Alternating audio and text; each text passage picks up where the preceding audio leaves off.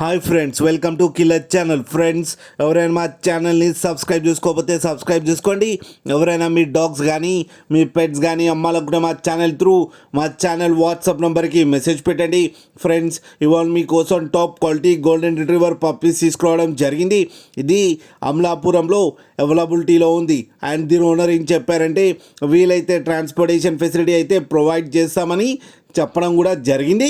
And ఈ పప్పీస్కి deworming అయితే complete చేసామని చెప్పారు ఫ్రెండ్స్. అండ్ ఈ పప్పీస్ ఏజ్ వచ్చేసరికి 35 days అని చెప్పారు.